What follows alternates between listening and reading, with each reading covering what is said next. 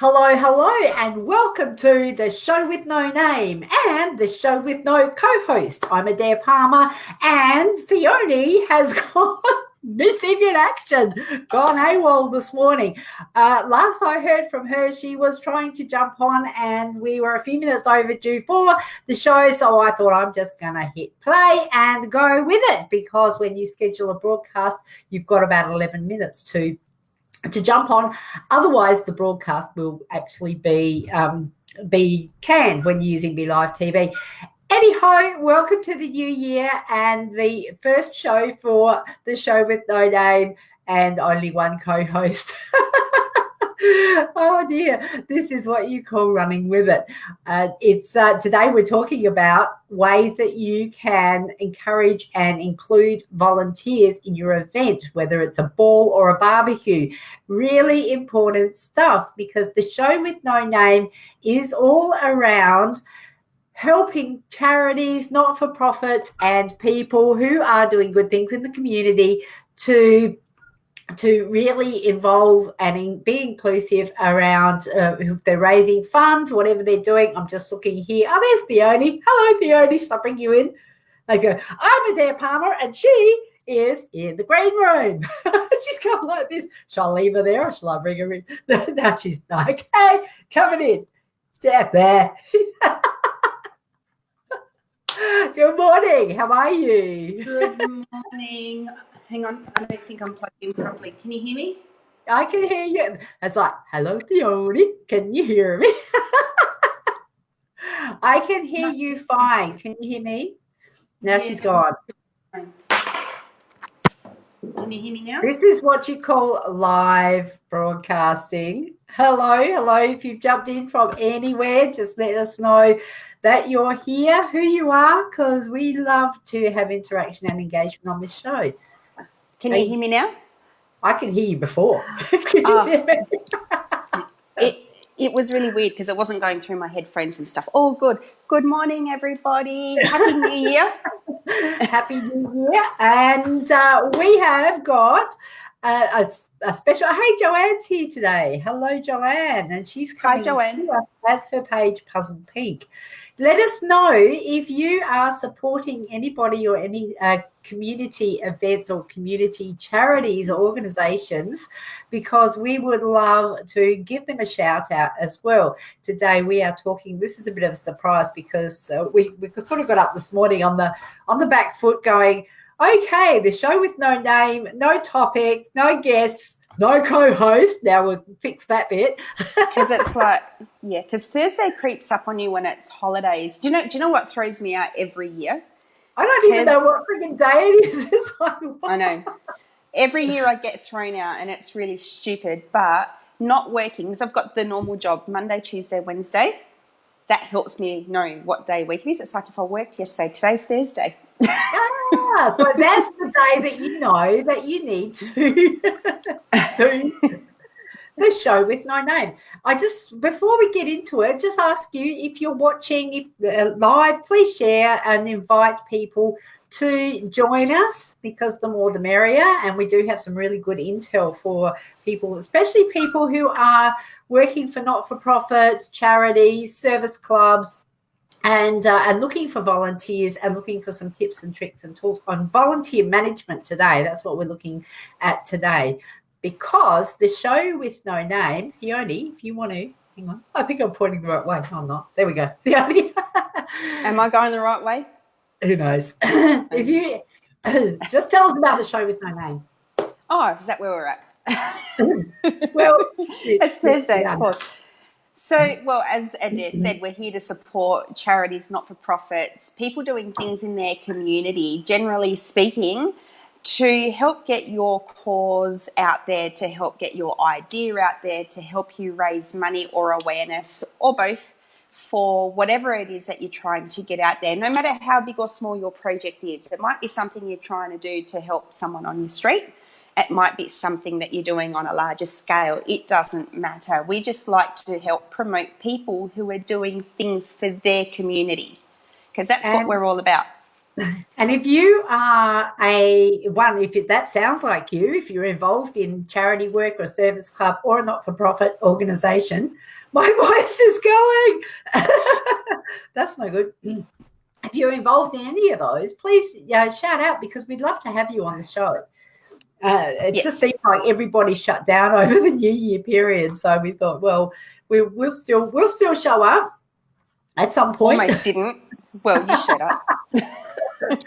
So what we've got today is, it's a bit of a surprise for Theonie as well. I've got a background in volunteer management. I have a background in volunteer management, and I did work with emergency services volunteers for quite some time, and community services volunteers. And I love the concept of community service and volunteering and community development. So that's my background, and Theonie's background is, well, I guess, if you want to explain a little bit about how you became to be a community charity fundraiser. Yeah, for those who don't know. Yeah. So almost to the day 3 years ago, Women's Health Expo in September to support Liptember and Jean Hale's Health. What's Jean Hale's Health? Well, do you know? I'll have to speak to Joanne about that later. Joanne, if you would like to pop in a link to both, if you've got links, Jean Hale's Health or whatever you're supporting, pop links in below so we know what they are. I know what Liptember is. That's the other side of Movember. So for women who can't grow moustaches, unlike us, and men who like to wear lipstick. So I know what that is, but I've not heard of the other. So, yeah, pop in a link, Joanne, so we can learn a little more about that. So almost 3 years ago, almost to the day we're coming up to now, my husband was diagnosed with an ultra-rare, life-threatening kidney disease. And fast forward to all of that stuff, he's doing fine now, so you don't need to send any sympathy cards. Fast forward a little bit, I needed to find something to distract myself, because there was a whole lot of unknown. There still is a whole lot of unknown, but at that time everything was very new. You're learning everything. There was a whole lot of unknown, and not knowing whether there was going to be a tomorrow, let alone a next year. And so I had to put that energy, instead of sitting home stressing about it, I decided to put the energy into something positive. So we spoke to Jerry's nephrologist, and he told us about their research group, which is Kidney Transplant Diabetes Research Australia, which is an affiliate program of the Hospital Research Foundation.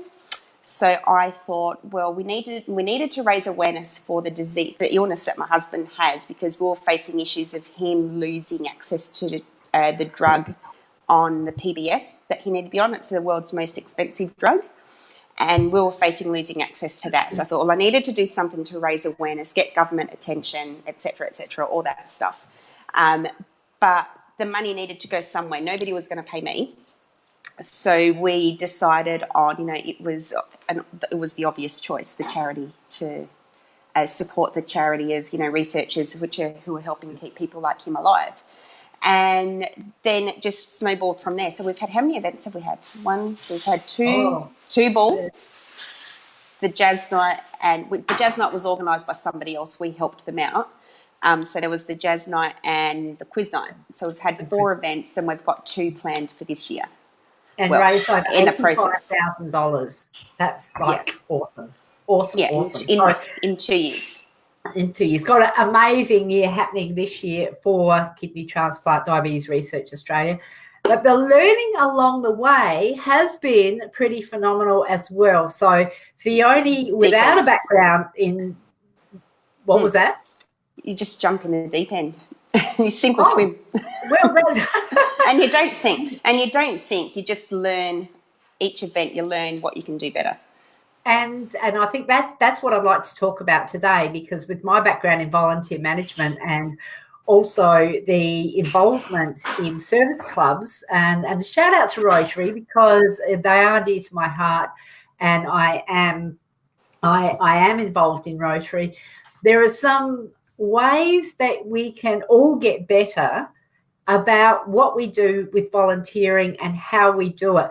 I put together, now this is a bit of a surprise for Theonie. So you're just going to have to run with me on this one.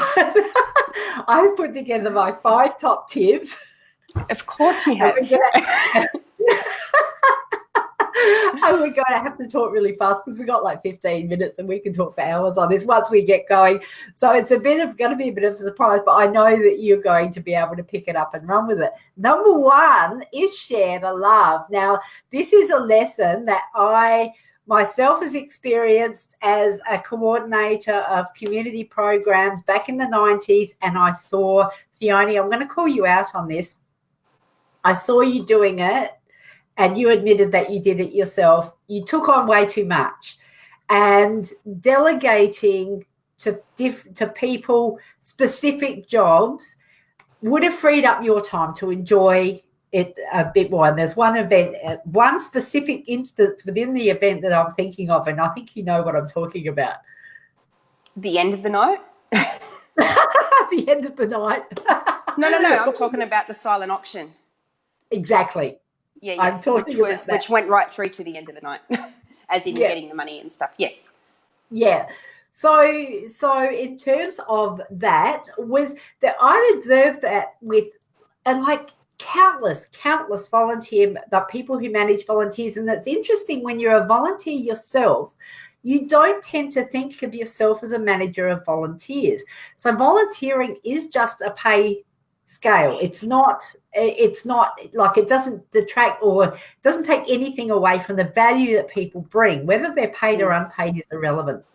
So, and I think what we tend to do is we tend to think that, you know, like, I'll just do it myself, or, and you can correct me if I'm wrong in your instance, or if we don't see the value of actually setting it up beforehand. And like I said, I've done it myself when I was running programs in community centres, and I've run volunteer coordination services for Red Cross in a large city hospital. I've done a whole heap of, you know, it's just, you just can't do everything yourself. No, you can't. And there are lots of other ways that you can get around that. Now, when it comes to payment for silent auctions, there's a couple of things that you can do. Have 2 people who can take cash only. Yeah. Have 2 others on credit card duty, or more if you can have more. But obviously, if you've got more than one on credit card duty, you need to have more than one machine available as well. But I do like, and this is something I want to look into for our next events, I do like what we saw at the shout out to Karen Percival from MNDSA. We went to their gala event, and one of their sponsors was, I think it was Bank SA, one of the banks anyway. I'm pretty sure it was Bank SA. So they had Bank SA volunteers there with machines going around to everybody as well. So that is something I want to look into for our bank. So I'm speaking to the right people to speak to the right people. That's right. So I've already spoken to the right person. I've already spoken to the right. There is someone on the committee who has a connection at a bank, so I've spoken to him to speak to his person. And it doesn't matter what you're doing. It could be that, you know, what Theonie was just talking about. It could be about anything. And my recent experience with barbecues and Rotary, because barbecues now you have to have someone monitoring them to make sure they put the bloody onions on the bottom. It's like, seriously. Anyway, that's another conversation for another time. Let's move on. Let's be clear. Number 2, my second point is be clear about what needs to be done. Now, some of this you don't know until afterwards. And this is what you're saying around, this is the first ball, you had some learnings that you applied to the second, and that will keep going. That will keep going. Every time that you will get better and better around the gaps where I think actually things around having people with the right skills to do the jobs as well, you know, that's something that's really do need to, or a little bit of training perhaps. So yeah. Most of the time, the jobs generally, if we're talking about an event, the jobs are, no, I don't want any, yes, you can have some. Sorry, I had to get that out because he wasn't understanding what my eyes were trying to say. Were you doing the Greek mum thing? Yeah. Now, where was I? I lost my train of thought. Oh, the jobs that need to be shared around aren't difficult. It's not, nothing's hard. There's just a lot. So it is having even a spreadsheet of who's doing what, so you know who's doing. There might be one person doing way too much. You may have delegated too much to one person and not enough to someone else. So get that going before your event so everyone's clear on who's doing what.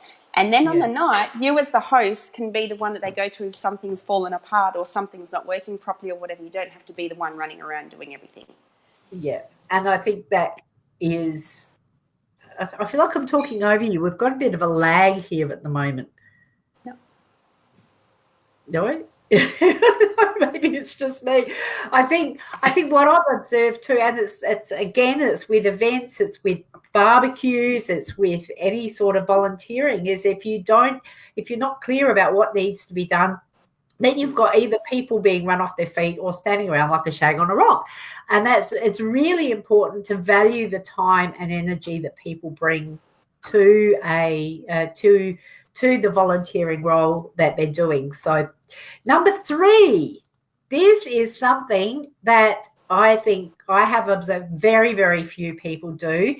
And even if it is scribbled on, so I have job descriptions, so even if it's just scribbled on a piece of paper and handed to the person, just a few dot points of what the expectations are. And right through to when I was working with Red Cross, I set up and managed the Northern Metropolitan Regional Centre in South Australia, and it was to quite detailed job descriptions for volunteer drivers, for massage, people who were doing cosmetic care, massage, face and hand massage, to respite volunteers. So it goes right from tasks that are very simple to tasks that are quite complicated. And having job descriptions means that there is no doubt about what the expectations are and what the boundaries are, because often you find if people don't know what they're expected to do, then they either do nothing and then they get bagged out for doing nothing, or they will try and do everything and get in the way and do things wrong. So no different. Think back to the corporate world, the days that are long gone for you. No different to a paid employee. Volunteers not being paid, but same goes. Yep. That's a lesson learned. That's a big lesson learned. What's Joanne saying? So Joanne, I think we just missed a couple of your comments. She's saying they would not pay you. No. Paid people forget this loads of time. Yeah. And fire restrictions. Joanne, I think you might be having a conversation that I'm not quite sure where that's. Sorry, I didn't mean to. That'd be to do with the barbecue. Get people learning about. Oh, okay. So yes, the Bunnings barbecues. I think they still have them regardless, because they're outside of Bunnings and they are. And they're not. I think now I don't know, because I don't have barbies when it's really hot anyway. But fire restrictions, are they only around charcoal barbies or is it gas as well? I don't have barbies, so I don't know. We don't do them, so I never worry about it. You'd have to contact your local council for the barbecue for those restrictions. But I'm not having one today, so it doesn't matter. I know as a volunteer on Bunnings barbecues that they have them whether it's 5 degrees or 50 degrees. So, it's yeah. So let's move on. Number 4 is valuing people's time. Again, that comes back to that shag on a rock thing. People give their time willingly, and it encompasses having the job descriptions. It encompasses the other points that I made around being clear about what needs to be done, because if you don't value their time, they're not going to come back. One of the things that I noticed, and it's it's one of my son is, when he was 15, he was volunteering for the Bunnings barbecue for Rotary, and he loved doing it. He really, really loved doing it. And he missed one thing. He actually put his name down to volunteer, and he missed one thing, but he was too scared to go back because he thought he would get yelled at. Now, and when I told the guy who was organising the barbecue that he thought he'd get yelled at, he goes, too right, he's going to get yelled at, which I thought was a little bit amusing, but also a little bit sad, because a 15-year-old boy is wanting to go and help, and had missed the barbecue and was not keen to go back now because he was too scared. It just said it just needed a slight tweak in the approach to go, well, you are a volunteer. We know we all slip up, whether we are paid or volunteers. We all make mistakes, and some perhaps a little bit of walking alongside and saying, hey, was there anything wrong? Was there any reason why you couldn't make it? And how can I help you get there next time? Would have probably been a better approach. So that's something around valuing people and valuing their time. And Dee's here. Hi, Dee. How are you going? Great to see you here. Hi, Dee. Happy to you and welcome. So valuing people's time and also their input. So whether it's 1 hour or one thing that they can do. Yes, because without all of their help, the wheels don't turn. Even if one person's job was as simple as turning the lights on, or whatever it is, without even all those little things happening, your event doesn't go off. And number 5, dun, dun, dun. Yes, celebrate the crap out of your event. Yes. Now, in whatever way. So we did at the end of the year, so after 3 events, but still after the end of an event, there's still sort of a mini celebration, verbally, whatever. You get your committee together, talk about how much was raised and all that kind of stuff, and celebrate all of that, because even if you don't raise as much as you had hoped, if you haven't walked away with a debt, it's a success. It's yes, we've had a great New Year's Day, Dee. Thank you. It's been awesome. She did, because she had it with me, some of it. I celebrated New Year's Day with Theonie on her wedding anniversary and her husband's 43rd birthday. So that was gold. That was gold. I forgot who I was saying happy anniversary to. They're getting used to me over I know I'm married. So remember, celebrate the crap out of your event. And the way it's pitched. Now, this is something that's really important, because when you're in profit, like Theonie said, when you're in profit, it's a success. And it doesn't really matter. But and I think sometimes we do set the bar a little bit high. And I know, again, I'm going to relate it back to the barbecues. It was like, oh, we only made $300, or, because it was on a Wednesday. If we'd been on a Saturday, we would have made $1,000, and it's not worth our time. I think that devalues the input that people bring, and it just is like saying we've made a profit. People have given their times. They might have only been able to give a 1 hour, or they might have done the 4-hour shift or the 3-hour shift, or however much it is. But it is about celebrating and saying, this is, and whatever, thank you for your input. Regardless of the outcome, it's about saying to that person, celebrate the crap out of whatever it is you're doing, and make it fun. Because even if it does mean drinking gin with green ants in it, that's another story for another time. But they're delicious. I told Jerry they taste like coriander, so when I buy a bottle, he doesn't have any. I cannot get over that. We were celebrating the culmination of all the events that we ran as the committee last year. It was, yes. I don't drink, so I didn't have any, but I was fascinated by this gin with the green ants in it. I took copious amounts of photos. But that was a great way to celebrate, and it was a great way to get together and acknowledge the work that we've done on the committee. It was the first time that all of us had caught up socially. Even the events are social events, when you're volunteering, organising, whatever. They're not social events. They are, but they're not. You still have fun, but you've still got stuff you have to do. You're still working. So it was the first time that all of us had got together socially, not at a committee meeting and whatever. And it was, I think we learnt some interesting things about people on the committee, and you get to know people on a different, deeper level. Yes, you do. Which makes it easier to work with people, because when you know them, it does make it easier to work with people. Or better, not easier, but better. It's much more fun. It is much more fun when you get to know them a bit better. So remember to celebrate the crap out of everything. Let's just have that, because I've got the word crap in there and I just want to say it twice. So it's a technical term. Celebrate everything until further notice.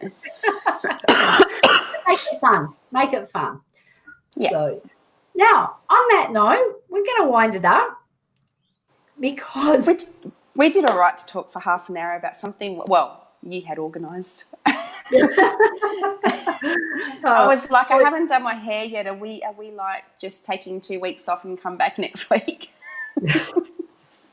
We're still in New Year's mode, but we're back up and running. We actually have to share. We run a women's business network or net friend, we call it, because net friending is the new black in networking, and we are having a live face-to-face event this morning in like 1 hour over at Tranmere in good old Adelaide, and we have got a full house, packed to the rafters. We have oversold our tickets. So we just got a message from someone asking somebody asking, I haven't booked in yet, but can I still come? We better go sort that, because we've got an hour to get over there and speak to people in real life. So properly. Thank you all for joining us live, and thank you for joining us for the replay. And if you're on Binge Networks, great to see you there.